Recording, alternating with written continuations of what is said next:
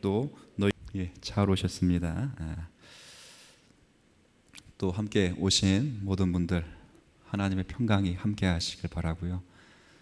제가 이번 그 가을 신방 끝나고 저의 기도 제목이 하나 이렇게 더 많이 플러스되고 더 간절해지는 것은 이겁니다. 내 영혼이 잘됨 같이 범사가 잘되고 강건한 축복이 있기를 원합니다. 이거거든요. 저도 마찬가지, 여러분도 일단은 영혼이 잘 되시는 은혜가 있기를 바랍니다. 영혼이 잘된 것만큼만 강건하시고 축복이 있으시길 바랍니다. 영혼이 잘못되고 강건하고 축복되면 다 하나님과 어긋나 삽니다. 그래서 영혼이 잘된 만큼만. 그리고 세 번째는 영혼은 잘 되는데 몸이 아프고 또 물질에 힘이 없다고 해서 시험 들지 마시길 바랍니다. 하나님이 특별히 더 사랑하셔서 하나님의 거룩한 뜻으로 인도해 가시는 과정인 줄 아시고 인내하실 수 있는 성도가 됐으면 좋겠습니다. 여하튼 다시 한번 내 영혼이 잘됨 같이 범사가 잘되고 강건한 은혜가 우리 모두에게 함께 하시기를 진심으로 기원합니다. 자, 오늘 제가 제목을 자기 양식을 먹으라 그렇게 했습니다. 이 내용은 12절에서 제가 따온 구절인데요. 한번 12절 볼까요? 12절에 12절 이런 자들에게 우리가 명한다 되겠습니다. 그러니까 어떠한 자들이 있는데 내가 사도가 사도의 권위를 가지고 이런 자들에게 명령한다. 어떤 명령인가? 주 예수 그리스도 안에서 권하기를 한번 같이 했습니다. 조용히 일하여 자기 양식을 먹으라 하노라. 자, 지금 어떤 대상자들이 있습니다. 사도가 말하기를 이런 자들 이러기 때문에 앞에서 이런 자들을 설명했다 그 말입니다. 바로 그런 자들에게 명령을 어떻게 하냐면 조용히 너의 일을 하고 그리고 너가 일한 만큼 자기 양식을 먹으라 이렇게 명령하고 권면하는 그런 내용입니다. 자, 그래서 오늘 이런 자들이 누군가 그럴 때 이런 자들, 그러니까 사도의 권명과 명령을 듣고 있는 이런 자들이 누군가 그럴 때 6절과 11절에 기록되어 있는데 6절을 한번 제가 읽어보죠. 형제들아 우리 주 예수 그리스도의 이름으로 너희를 명하노니, 자 보십시오. 게으르게 행하고 우리에게서 받은 전통 혹은 가르침대로 행하지 아니하는 형제들. 자, 그래서 이런 자들은 게으르게 행하는 자요 사도의 가르침을 따라 행하지 아니하는 자들입니다. 조금 더 나가면 11절에 보면 우리가 들은즉 너희 가운데 똑같은 표현이 있죠. 게으르게 행하여 도무지 일하지 아니하고. 조금 더 나갑니다. 어떤 자들이 있냐면 일을 이런 사람들이 꼭 있죠. 일을 만들기만 하는 사람. 이 사람은 뭐예요?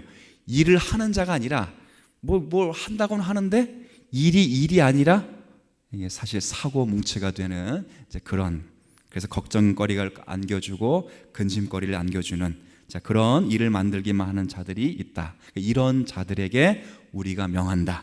어떻게 명하는가? 여기 표현된 대로 조용히 너의 일을 하고 그리고 자기 양식을 손이 수고한 만큼 먹으라 이렇게 권면을 하는 것입니다. 그럴 때 이런 사도 바울의 권면을 듣지 아니할 때 사도 바울은 뭐라 다시 명령하냐면 14절에 누가 이 편지 지금 나의 이 가르침에 우리 말을 순종하지 아니하거든 그 사람을 지목하여 사귀지도 말고 그로 하여금 부끄럽게 하라 라고 되어 있어요. 그런데 이것이 출교를 가리키거나 제명을 하는 것은 아니고 15절의 말씀 바와 같이 그러나 원수와 같이는 생각하지 말고 무엇같이 권면하라고요?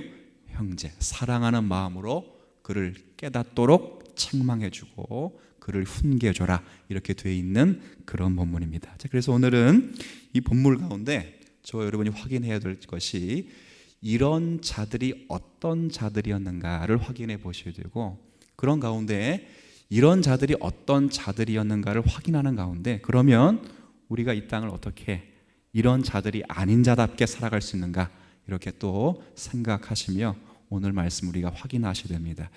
자, 그러면 이런 권면을 받는 자, 즉 이런 자들이라고 그래서 너희들이 게으르지 말고 자기 일을 하고 자기 양식을 먹으라 라는 이 명령을 들을 수밖에 없는 이런 자들, 앞에서 6절과 11절에 언급한 것처럼 게으르며 자기 일을 하지 않으며 그리고 일만 뭐 하는 사람이요? 만드는 사람. 바꿔 말하면 사고뭉치라요. 계획도 없고 내용도 없고 가치도 없고 그리고 목적도 없는 그런 일들을 하고 있는 그 사람들에 대해서 이야기할 때 그런 자들은 누군가 그럴 때 이 문제는 사실 데살로니 후서의 직접적인 문제이기도 하지만 이미 전설을 통해서 줄곧 이해해온 이 교회 가운데에는 잘못된 종말론으로 인해서 그 신앙 때문에 일할 필요가 없다고 생각하는 사람들이 있었기 때문입니다. 그러니까 사도 바울은 제가 읽지는 않겠습니다. 이 4장 데살로니전서 4장에도 줄곧 4, 5장에 종말에 관한 이야기를 하면서 너희들이 수고해서 일하라 계속 가르침을 주고 있었습니다. 그래서 아마도 데살로니 교회 성도들은 분명히 이제 생각했을 때 그리스도의 재림이 임박해 있다고 생각을 했기 때문에 그런 생각 때문에 일하지 않고 소란을 피우는 자들이 있었던 것으로 확인됩니다. 그러니까 이런 것과 똑같죠. 그러니까 예수님이 곧 오신다. 그런데 곧 오시는데 언제 오시는가? 만약에 이건 이제 진짜 만약입니다. 만약인데 만약에 12월 31일 날 송구 영신 예배쯤에서 오신다. 그러면 아마 제가 그런 말씀 지난번 한번 드렸는데 여러분 한 2주 3주 남은 시간인데 그 시간이 남으면 여러분은 직장 다니겠습니까? 안 다니겠습니까?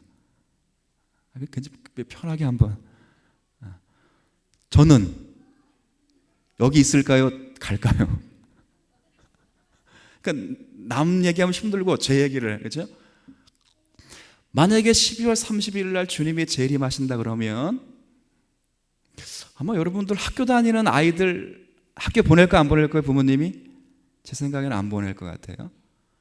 그리고 직장 그 뭐 몇 주 더 다닌다고 인생이 핍니까? 그 고생할 필요 없이 그냥 쉬라 그렇게 하겠죠. 지금 데살로니 교회 성도들이 그렇다는 거예요. 이 잘못된 재림 신앙 종말론 때문에 아예 언제 올 것이다 라고 거짓 선지자가 선포를 했기 때문에 일을 하지 않는 거예요. 뭐로 그렇게 일을 하느냐? 곧 주님 오시는데 라고 해서 일을 하지 않고 무의도식하는 그런 성도들이 있었던 모양입니다. 그때 사도 바울은 뭐라 말씀하셨냐면 우리가 읽은 이 구절 가운데 여기 한번 보세요. 7절 8절 보시면 어떻게 우리를 본받아야 할지를 너희가 스스로 아나니 우리가 너희 가운데서 무질서하게 행하지 아니하며 8절에 누구에게서든지 음식을 값없이 먹지 않고 오직 무엇했다고요? 수고하고 애써 주야로 일함은 너희 아무에게도 폐를 끼치지 아니하려 함이니 우리에게 권리가 없는 것이 아니요 오직 스스로 너희에게 본을 보여 우리를 본받게 하려 함이니라. 이게 무슨 말입니까? 사도 바울이 데살로니가 교회 성도들에게 살해를 받는 권리가 있다는 말이 없다는 말이 있다는 말이에요. 충분히 그럴 수 있는데 사도 바울이 그렇게 하지 않는 이유, 자기는 거기서 천막을 낮에 계속 천막을 맡는 직업을 통해서 일정한 수입을 얻으면서 복음을 증거한 이유는 너희들이 그 잘못된 종말론으로 인하여 그런 게으르고 낙심하지 않도록 하기 위하여 본을 보이기 위해서 일을 하며 선교를 했다 그 말입니다. 그러니까 사도 바울도 자신이 가지고 있는 사도 바울의 직업이 원래 뭐였죠? 사도 바울의 직업이 천막을 깁는 그걸 뭐라고 해야 되나? 천막업자라 그냥 모르겠어요. 하여튼간 뭐 건축업자는 아니고요. 예수님은 목수였지만 사도 바울은 천막 텐트를 만드는 일을 했습니다. 텐트를 기우고 만들고 또 입고 하는 그런 일을 했는데 그런 일을 하면서 내가 지금 너희들에게 복음을 전했고 종말을 살아가는 것이 그와 같이 살아가도록 하기 위하여 너희들에게 그와 같은 본을 보였다 이렇게 이야기를 하는 것이죠. 그래서 사도 바울은 오늘 하루를 살아가는 삶의 자리에서 최선을 다해서 살아가는 것이 종말을 준비하며 살아가는 성도의 삶이다 이렇게 가르치고 있는 그 내용의 연속이라는 말이죠. 우리 한국교회도 마찬가지지만 전 세계적으로 종말론이라는 게 있습니다. 우리 개신교회도 특별히 우리가 믿는 건강한 교리에도 종말론이라는 것이 있죠. 우리 모두는 예수님이 다시 오실 것을 기대하며 소망하며 매일매일 하루를 살아가고 있습니다. 맞습니까? 네. 잠깐 머뭇거리는 분들이 계셨어요. 잠깐. 근데 거기다가 시한부라는 말을 붙이면 한자 그대로 날짜와 시간을 정해놓고 예수님의 재림을 준비하는 사람들입니다. 근데 그렇게 준비하는 것, 그게 사실 데살로니가 성도들이 빠졌던 심각한 오류죠. 만약에 여러분들이 오늘 예수님이 오신다면, 오늘 밤 이제 수요일 예배 끝나고 집에 가서 예수님 오신다면 어떤 모습으로 예수님 맞이하고 싶으세요? 조금 질문이 어려우면, 앞으로 며칠 후에 예수님이 이 땅에 오신다. 그럼 그때 다 뭐 하시고 계실 겁니까? 아마 제가 볼 때는 교회 다 나오실 것 같고요. 모르겠어요. 흰옷을 입을 수도 있어요. 어떤 흰옷을 입고 계실 분도 계시고, 혹시 모르겠어요. 회개기도 하시고 성경 읽고 찬송하고 금식하고 계시는 분도 있을 수 있죠. 근데 사도 바울은 그렇게 하지 말라는 것입니다.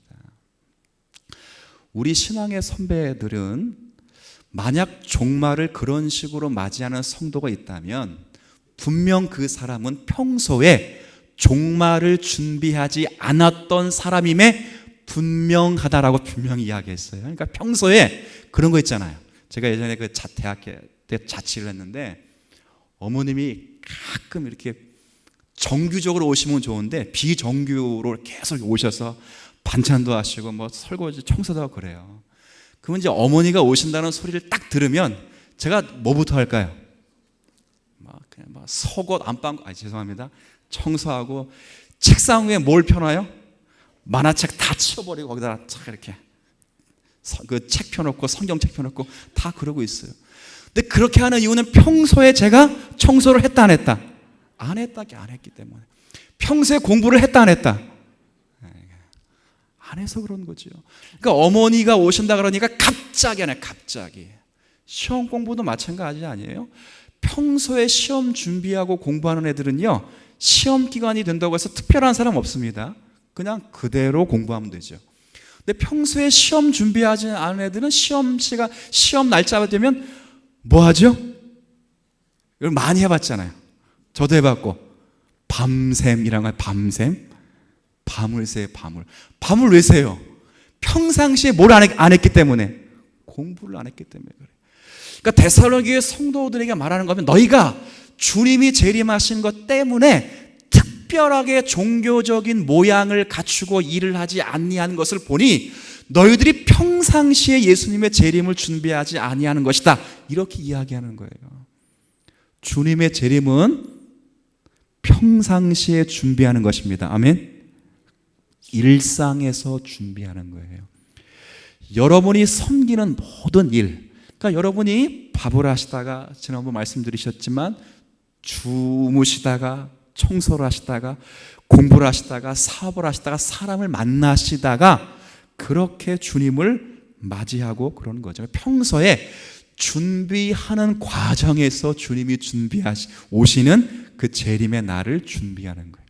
이렇게 생각하면 돼요. 그러니까 여러분이 섬기는 가정과 여러분이 섬기는 부부 사이, 여러분이 섬기는 모든 사업에 오늘 예수님이 오셔도 될 만한 성품과 자리까지 여러분이 빚어가시면 그게 누굴 맞는 준비라고요?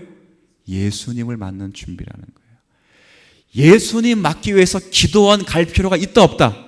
없다는 거예요.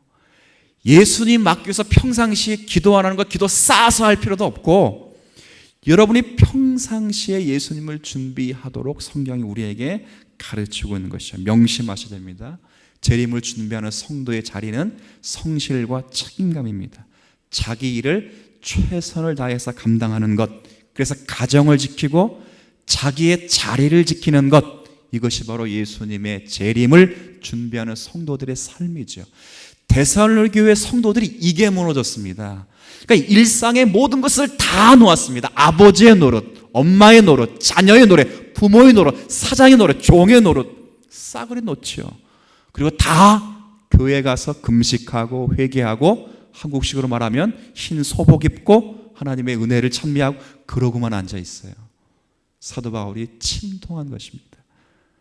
주님이 오실 그 자리는 바로 우리가 삶의 현장에 주님을 맞는 것이고, 거기는 우리의 종교적인 의식으로 준비될 자리가 아니라 심령의 상태요, 삶의 예배요, 그리고 우리 어떠함으로 주님의 재림을 맞는 것이다. 이것을 오늘 마지막을 통해서 강조하고 있는 그런 부분입니다. 그래서 이제 그런 분들이 있겠죠. 그러면 목사님, 우리가 이거 직업을 갖고 있는데 이런 직업 갖는 것도 주님의 재림과 무슨 연관이 있습니까? 근데 제가 누누이 말하지만요, 우리 신앙의 선배들은 직업과 관계에서도 소명이라는 말을 썼습니다. 여러분 잘 아시는 대로 베드로 같은 경우에 원래 직업은 뭐였죠? 베드로의 직업은 어부였습니다. 근데 잘 보세요. 베드로가 언제 예수님의 제자로 부름받았죠? 언제 받았습니까? 언제? 뭘 잡을 때, 어부였으니까 뭘 잡을 때 부름받았어요? 고기 잡을 때 부름받았어요. 예수님이 오신다고 해서 예루살렘에 기웃기웃거리고 성전에 기웃거리고 회당에 기웃거리다가 예수님의 제자로 발탁된 것이 아니라 예수님이 오시는 것과는 무관하게 자신이 하고 있는 그 일을 최선을 다하고 할 때 주님이 쓸만한 그릇으로 그를 불러내시는 것입니다. 그러니까 우리도 마찬가지라는 거예요. 비록 어부라고 하는 직업이 대단히 부끄럽게 보이고 하찮게 보이고 남들에게 또 자랑스럽게 여기지 못한, 또 남들이 볼 때는 마음이 별로 없는 그런 것과 같은 직업일지라도 거기에 충실한 성도가 주님 앞에 귀하게 쓰임받는 것이고 주의 재림을 준비하고 있는 것이다. 성경은 그렇게 우리의 이야기를 하는 거죠. 왜요? 작은 일에 충성할 수 있는 사람이 큰 일에 충성하기 때문에 그렇습니다. 작은 일에 충성하지 못하면 큰 일에 충성할 수 없습니다. 그래서 처음부터 작은 일에 충성하는 것을 배우셔야 돼요. 우리가 옛날에 마태복음 읽으면서 달란트의 비유를 보시면 이 5달란트 받은 사람과 2달란트 받은 사람에게 이 주인이 칭찬할 때 뭐라 칭찬하냐면, 내가 작은 일에 충성하였으니 큰 일을 내게 맡기리라, 그렇게 칭찬했거든요. 그러니까 작은 일은 분명 작은 일이 맞을 것입니다. 그러나 그 일에 충성하는 일은 하나님이 위대하게 보시고 그 일을 통하여 하나님 앞에 존귀하게 쓰임받을 수 있다는 사실을 우리에게 가르쳐 주는 것이죠. 그러니까 주님은 우리가 가지고 있는 모든 직업들, 우리가 갖고 있는 모든 일들을 하찮게 보시지 않고 그 일을 통하여 영적인 의미를 만들어내시는 분이 주님이셔요. 보십시오. 베드로가 이 물고기를 낚는 어부였지만 결국 그를 변화시켜서 사람을 낚는 어부가 되게 하셨어요. 그렇죠? 유행가를 잘 부르는 사람을 변화시켜서 뭘 부르는 사람을 만들어내시죠? 찬송가 부르는 사람을 만들어내시죠. 그림을 잘 그리는 사람을 하나님 불러다가 그를 가지고 하나님의 그림을 그리고 예수님의 어떤 역사의 내용을 그릴 수 있는 사람으로 만들어내죠. 제가 아주 오래전에, 결혼하기 전에 그 종로에 있는 탑골공원이라는 곳에 갔습니다. 10몇 년 넘었죠. 오래전에 갔는데 그때 전도사 시절이었는데 그냥 이게 인사동 가다가 한번 들렀습니다, 혼자. 근데 거기 한 여성이, 아주 예쁘장한 여성이 이게 이제 복음을 증거하고 있는데, 이게 뭘로 복음을 증거하냐면 그림으로 복음을 증거해요. 그림을 그리면서 예수님의 일대를 소개하고 그리고 예수님의 복음을 증거하고 있었어요. 근데 그림을 그려놓고 한 번은 영어로 하고 한 번은 우리나라 말로 하고 이렇게 해서 이게 이제 2개 국어로 해서 사람들에게 복음을 증거했어요. 근데 제가 그 자매가 지금껏 예쁜 것은 얼굴이 예쁘거나 그림을 잘 그려서 예쁜 게 아니라, 물론 얼굴도 예쁘고 그림도 잘 그려요. 그러나 그것보다 더 예쁜 것은 그 예쁜 그림 실력으로 누구를 그리고 있기 때문에 예쁘다고요? 예수님의 일대를 그리고 있기 때문에 예쁜 거죠. 보세요.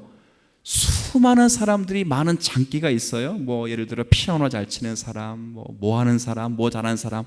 그러나 그런 사람들이 예쁘고 귀한 이유는 피아노 하나만을 잘 쳐서 예쁘고 귀한 것이 아니라 그 피아노를 가지고 무엇을 치고 있기 때문에 찬송가와 주님의 노래를 치고 있기 때문에 예쁜 거죠.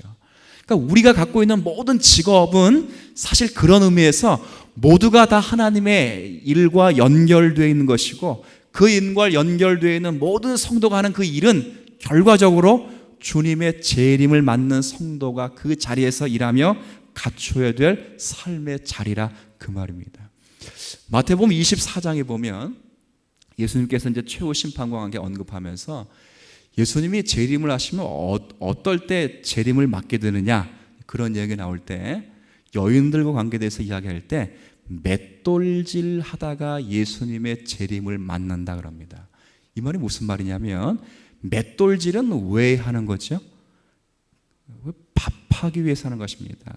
정미소가 있어서 다 갈아놓고 다 빻아놓고 곡식 쌓아둬서 그렇게 그때 밥을 한 시대가 아니었기 때문에 매일 낮이 되면 저녁 반찬거리와 밥을 하기 위해서 맷돌질을 해야 됐습니다. 그러니까 그 여인이 맷돌질을 한다는 것은 주님이 언제 오셨다는 것을 모르는 것이고, 그리고 자기 일을 하다가 주님의 재림을 준비한다는 거예요.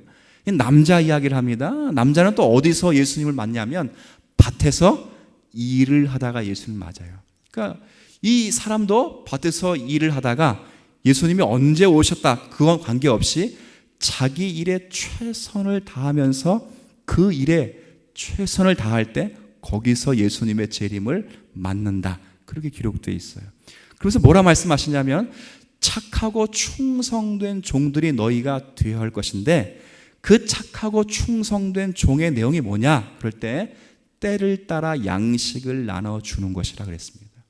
이 때를 따라 양식을 나눠주는 것은 자기가 맡은 이 현재의 일에 최선을 다하면서 그 자리에서 언제라도 주님이 오셔도 관계없을 만큼의 신앙의 내용으로 준비하고 있어야 된다. 그것을 우리에게 가르쳐주고 있는 그런 말씀이 되는 것입니다. 그래서 오늘 본문에 보면 우리가 읽었던 11절 한 말씀 보세요.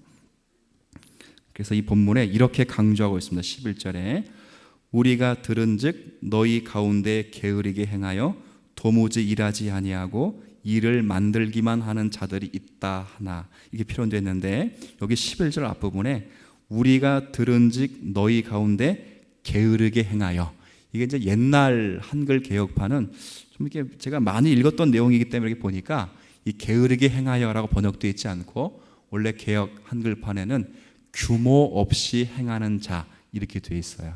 규모 없이 행한다는 말은 사실 그 군대 용어입니다. 군대에서 그 어떤 용어냐면 자기의 계급과 직급에 맞지 않게 행한다 그 말이에요. 그러니까 사병들이 할 일이 있고 또 장교들이 해야 될 일이 있는데 각각의 위치에서 해야 될 일을 하지 못한다 그 말이죠. 그러니까 이것과 비슷해요. 제가 예전에 들은 이야기 가운데 그 나폴레옹이라는 장군을 여러분 잘 아시죠? 나폴레옹 장군이 이제 전쟁 중에 잠깐 텀이 나서 쉼이 있을 때 이제 병사들이 어떤지 이제 병사들이 진영을 이렇게 방문하면서 지났어요. 그러다가 이제 어느 이제 그 장막들을 지나다가 이제 병사들이 서로 자기끼리 이야기를 하는 거예요. 어떤 이야기를 하냐면 이 나폴레옹 이놈의 자식이 말도 안 듣고 게으르고 역시 일도 안 하고 맨날 이렇게 우리말로 표현한다면 맨날 그 뭐라고 하죠? 그 게으름만 피고 좀 농땡이 피운다 이런 말 혹시 들어보셨어요? 그런 이야기를 쭉 하는 거예요. 그래서 이 나폴레옹 장군이 듣고 깜짝 놀라서 자기 욕을 하니까 깜짝 놀랐어요. 그래서 나중에 부사관을 불러다가 이게 어떻게 된 거냐 그랬더니 자기와 이름이 똑같은 사람이 그 사병으로 있다는 거예요. 그러니까 자기는 나폴레옹인데 자기 이름과 똑같은 사람이 사병으로 있는데 이 그놈아가 게으르고 무식하고 일만 만드는 자라, 그런 제 일을 아주 그냥 말썽꾸러기 했다는 거예요. 나폴레옹이 어떻게 했겠어요? 그 친구를 불러다가 야, 네가 내 이름값을 가졌으니 똑바로 하든지 아니면 나가든지 둘 중에 하나를 하라, 그렇게 이야기한 적이 있습니다. 여기 게으르게 행하다 혹은 규모 없이 행한다 이 말은 각자가 성도의 직분에 맞게 우리가 이 사회에서 맡은 그 자리에서 규모 있는 자로 최선을 다하고 노력하며 살 것을 우리에게 강조하고 있는 것입니다. 그러니까 어떤 면에서 노력하며 살 것이냐면 규모 있다는 말의 내용 속에 구별된 성도의 삶을 살라 그 말이죠. 세상과는 다른 가치와 세상과는 다른 내용과 목적을 가지고 살아가라 그 말입니다. 그게 무슨 내용이죠? 하나님을 닮아가는 것이다 그 말입니다. 제가 예전에도 이런 비유 하나를 이야기 드렸는데 이 가족끼리는 서로 닮아갑니다. 이건 잘 보시면 가족끼리는 닮아가요. 심지어 부부가 닮습니다. 부부가 닮는데 어떻게 닮으냐면 서로 싸우면서까지 닮아가요. 왜 그러죠? 가족이기 때문에 그래요. 그리고 가끔 보면 이게 이제 자녀들을 보면 이 자녀들도 가끔 아버지가 또는 어머니가 하는 행동을 그대로 따라 하는 경우가 있습니다. 근데 그 경우에 있어서 그 행동을 차라리 안 하면 좋겠다. 아니면 그런 행동은 감추고 싶고 부끄러운 것 같아서 그래서 그런 행동이 자녀에게 보이지 않았으면 좋겠다라고 하는 것도 자녀에게 보이는 경우가 많습니다. 왜 그러죠? 가족이기 때문에 그렇습니다. 늘 보기 때문에 그렇죠. 저와 여러분이 하나님의 자녀로 부름받아 하나님의 가족이 되었다고 말할 때 저와 여러분이 가장 힘써야 될 내용은 바로 하나님을 닮아가는 것이죠. 그게 바로 거룩이라는 것입니다. 이 거룩은 특별한 것이 아니에요. 뭐 신비한 거나 하늘 위를 걷는다거나 희한한 음성을 듣는 것이 아니라 이 거룩이라고 하는 것은 지금 조금 전에 말씀을 드린 것처럼 종말을 살아가는 모든 성도들이 각자의 삶의 자리에서 어떻게 하면 하나님께서 기뻐하실 것인가에 대한 이해를 가지고 이 세상 사람들과는 다른 가치관을 가지면서 모든 일을 감당할 때 거기가 거룩한 길이고 거기가 생명을 만들어내는 길임을 성경이 우리에게 다시 한번 가르쳐주고 있는 그런 내용이 되는 것입니다. 저는 오늘 이 말씀을 통해서 여러분에게 이런 권고의 말씀을 좀 드리면 좋겠어요. 성도 여러분께서 정말 여러분들이 저도 포함해서 여러분이 예수 그리스도의 재림의 날을 매일매일을 준비하며 살아가고 있는지를 조심스럽게 점검하실 수 있는 성도가 되길 바랍니다. 아까 서두에 말씀드린 것처럼 특별하게 준비하지 마십시오.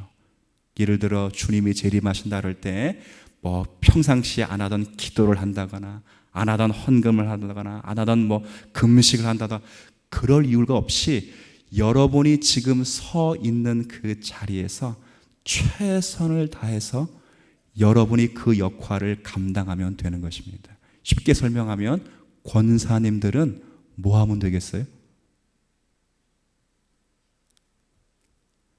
권사의 뜻이 뭐예요? 권사. 권하는 스승입니다. 그 일을 잘 하면 됩니다.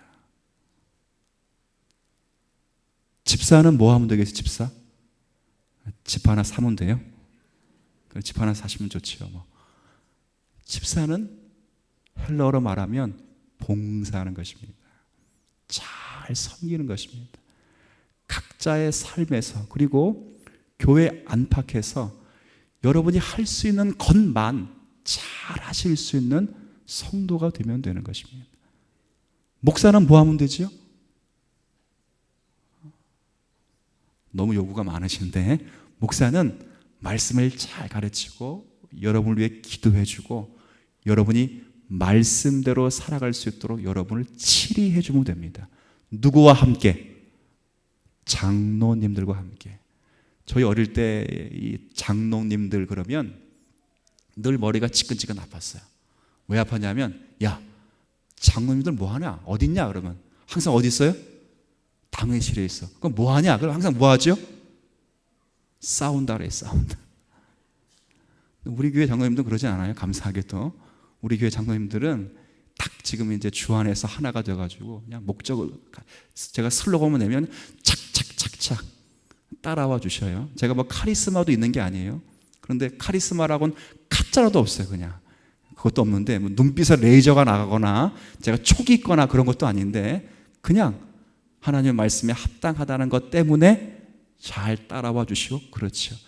그 일을 잘 감당하는 것이 누가 다시 오는 것을 준비하는 일이라고요? 주님이 다시 오는 걸 준비하는 거예요.